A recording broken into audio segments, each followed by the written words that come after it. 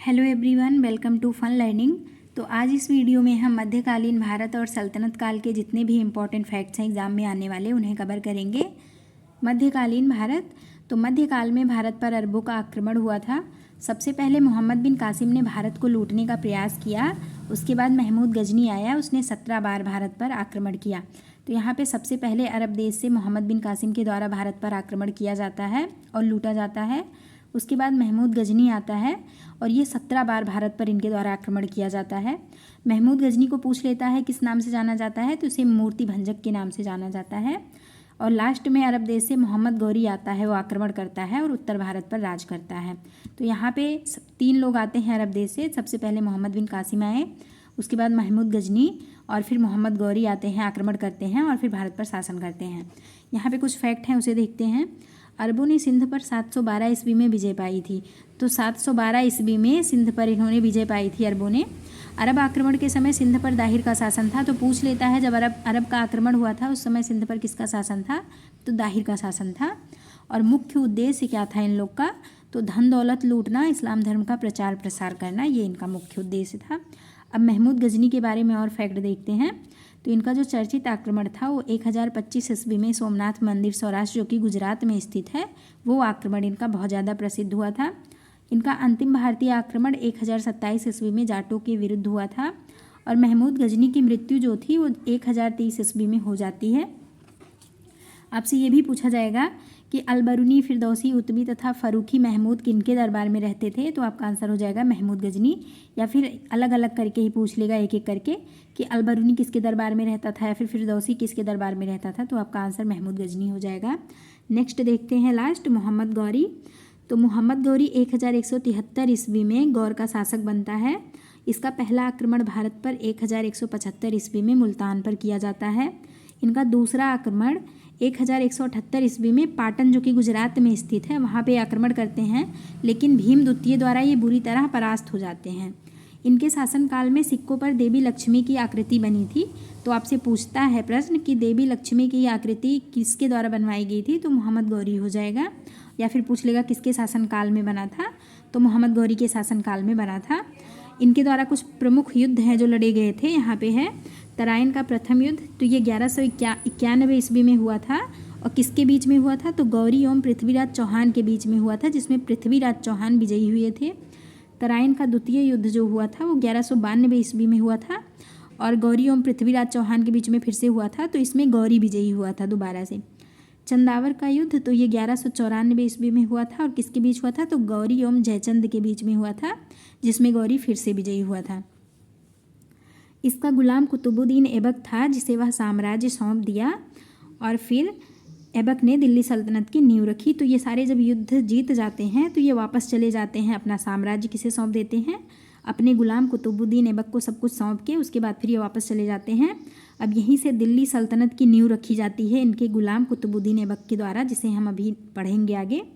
और उसके बाद ये मोहम्मद गौरी की हत्या कर दी जाती है 15 मार्च 1206 ईस्वी में। अब हम यहाँ पे सल्तनत काल के बारे में डिस्कस करते हैं एक एक करके। तो जो दिल्ली का सल्तनत काल था, तो ये सबसे पहले गुलाम वंश आता है, जिसका शासनकाल 1206 से 1290 तक माना गया है। खिलजी वंश का शासनकाल 1290 से 1320 तक है।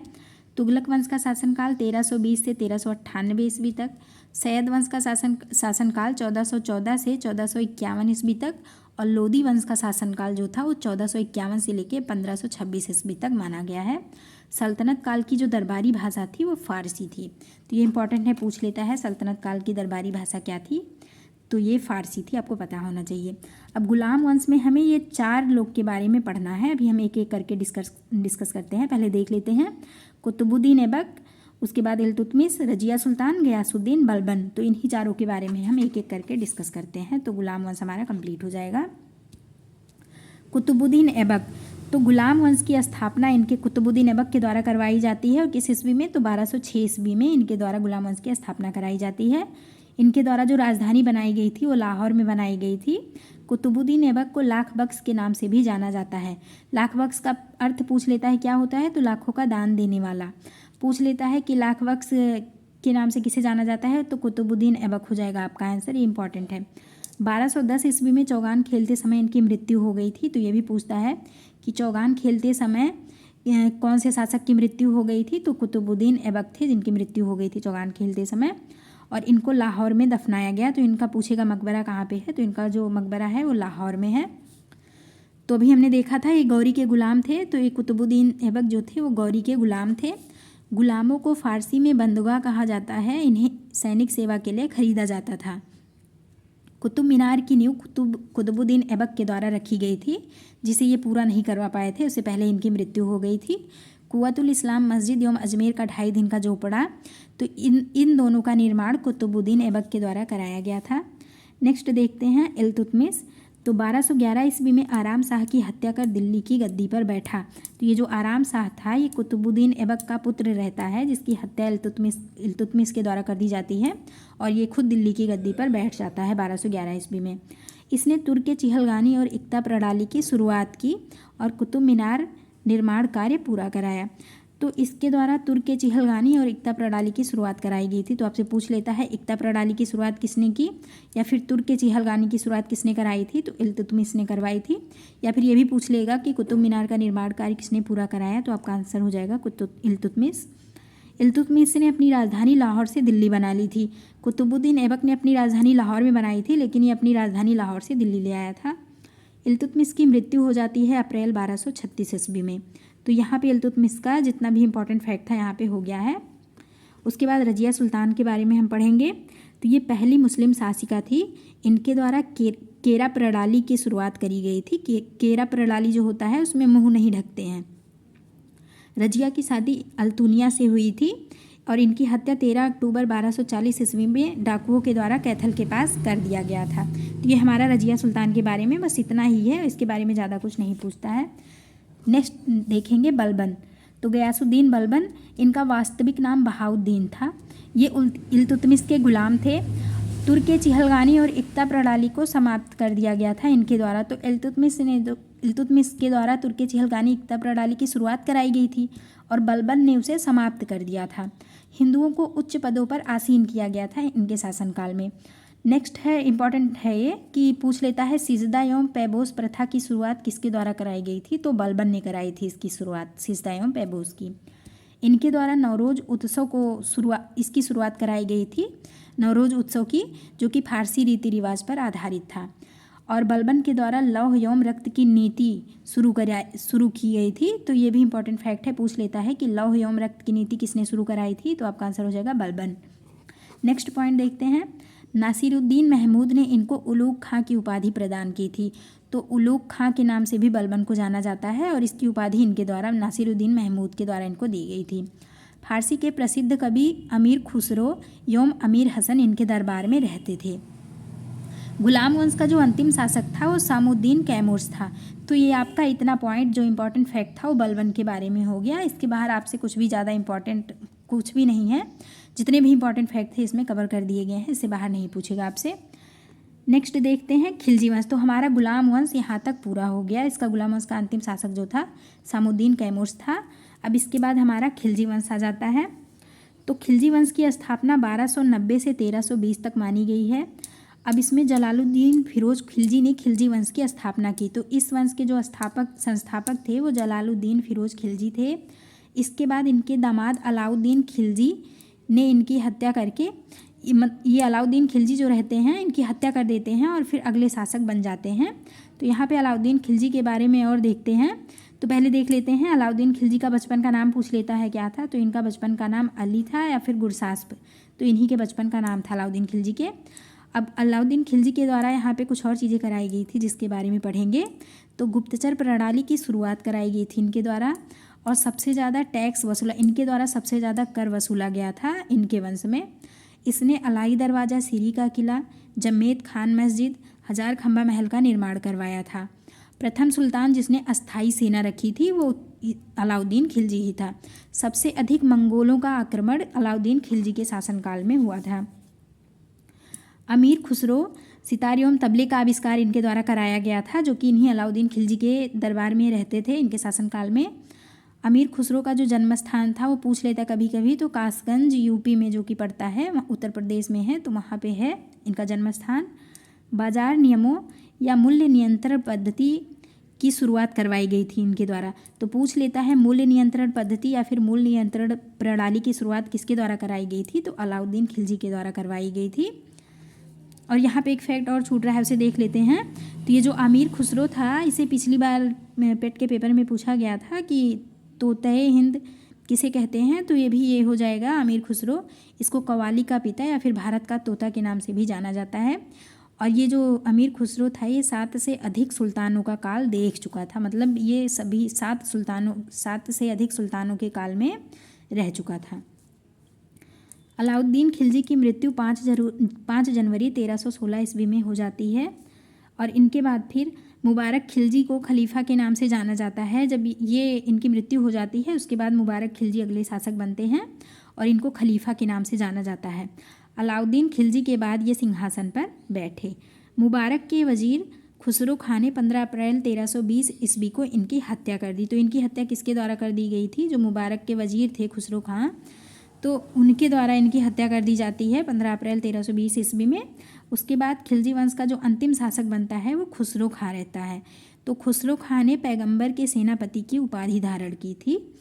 नेक्स्ट देखते हैं, नालंदा प्राचीन शिक्षण एवं मठ का एक केंद्र जो नालंदा विश्वविद्यालय था, तो अलाउद्दीन खिलजी के ही शासनकाल में उसे नष्ट करा दिया गया था। किसके द्वारा करा दिया गया था? तो मोहम्मद बिन बख्तियार खिलजी के द्वारा, जो कि मोहम्मद गौरी का दास था, इसके द्वारा नालंदा विश्वविद्यालय का क्या हो गया था? पतन हो गया था, नष्ट हो गया था।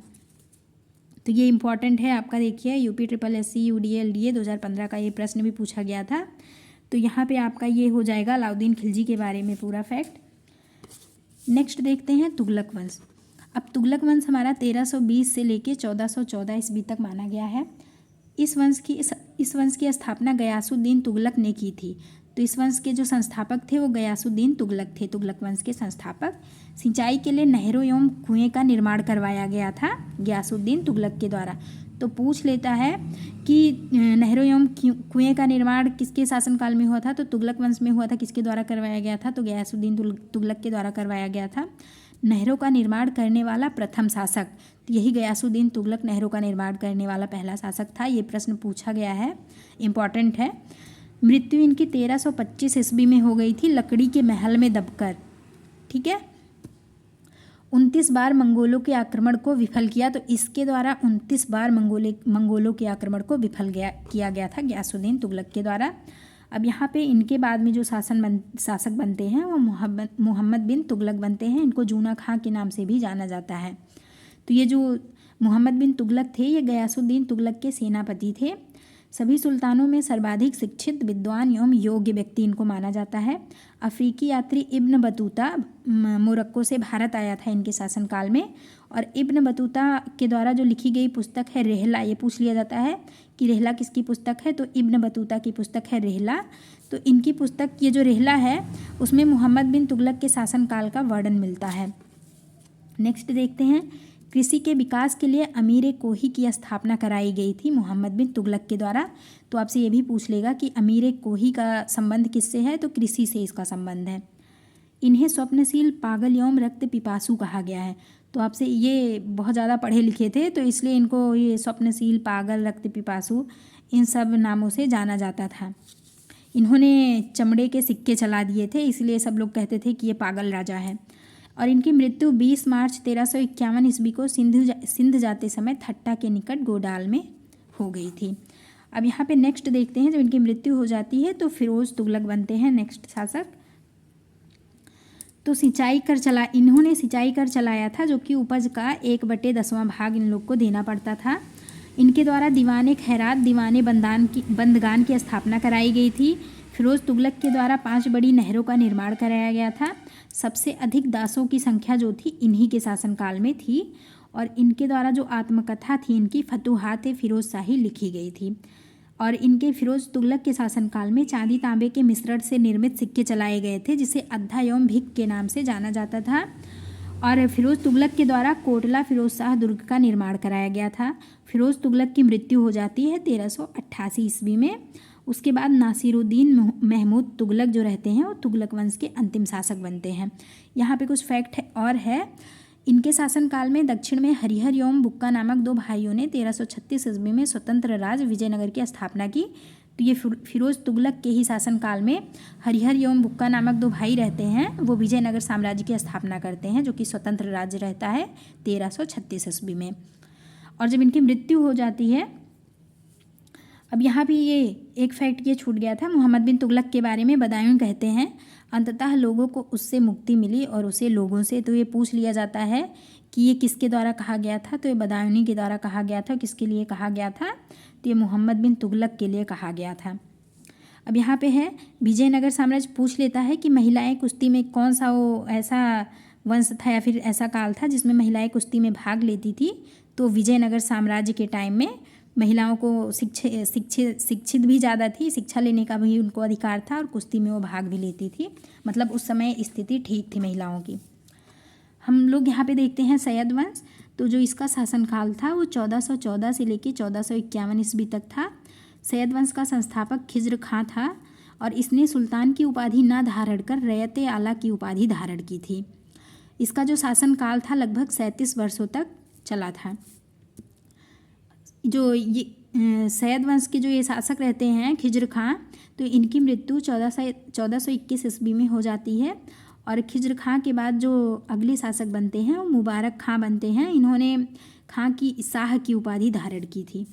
इनकी पुस्तक तारीख मुबारक शाही में सैयद वंश की जानकारी मिलती है। तो ये इनके द्वारा पुस्तक लिखी गई है मुबारक शाह के द्वारा, तारीख मुबारक शाही, जिसमें सैयद वंश की आपको अच्छे से जानकारी मिलेगी। मुबारकाबाद की स्थापना इनके द्वारा ही करवाई गई थी यमुना के किनारे। अलाउद्दीन आलम शाह इनके बाद नेक्स्ट शासक बनते हैं, जो अगले शासक रहते हैं। और उसके बाद फिर और इन्हीं को अंतिम शासक भी माना जाता है। इनके बाद फिर ये तुगलक वंश का ये सैयद वंश जो रहता है समाप्त हो जाता है। तो ये ज़्यादा इंपॉर्टेंट नहीं है, पूछता नहीं है, बस आप जान जाइए कि अलाउद्दीन आलम शाह जो रहते हैं वो सैयद वंश के अंतिम शासक रहते हैं। फिर आखिरी हमारा आता है लोधी वंश। तो इसका शासनकाल 1451 से लेकर 1526 तक माना गया है। इस वंश के जो संस्थापक थे वो बहलोल लोधी थे। बहलोल सिक्के का प्रचलन इनके द्वारा करवाया गया था। तो आपसे पूछ लेगा कि बहलोल सिक्के का प्रचलन किसके द्वारा करवाया गया था, तो बहलोल लोधी के द्वारा करवाया गया था। अब यहाँ पे आ जाएगा सिकंदर लोधी। इनके बाद बहलोल लोधी के बाद जो अगले शासक बनते हैं वो रहते हैं सिकंदर लोधी। तो 1504 ईस्वी में आगरा शहर की स्थापना इनके द्वारा करवाई जाती है। भूमि के लिए मापन के प्रमाणिक पैमाना गजे सिकंदरी का प्रचलन इनके द्वारा करवाया जाता है। तो आपसे पूछ लेगा कि गजे सिकंदरी का प्रचलन किसके द्वारा करवाया गया था, तो ये सिकंदर लोधी के द्वारा करवाया गया था। गुलरुखी शीर्षक से फारसी कविताएं लिखी गई थी इनके द्वारा लिखवाई गई थी। इनकी मृत्यु जो थी 21 नवंबर 1517 ईस्वी में गले की बीमारी के कारण हो जाता है। और उसके बाद फिर जो अगले शासक बनते हैं इब्राहिम लोदी। तो 21 अप्रैल 1526 ईस्वी में पानीपत के प्रथम युद्ध में जब इनका युद्ध होता है बाबर के साथ, तो फिर उसी युद्ध में ये मारे जाते हैं और इनको लोदी वंश का अंतिम शासक भी माना जाता है।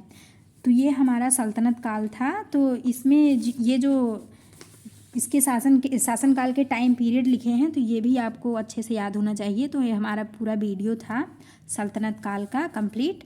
तो आप अपने नोट्स खुद से अपने नोट्स बना लीजिए, पढ़ते रहिए और अगर अच्छा लगा हो वीडियो तो लाइक करिए। Thank you so much. Stay motivated.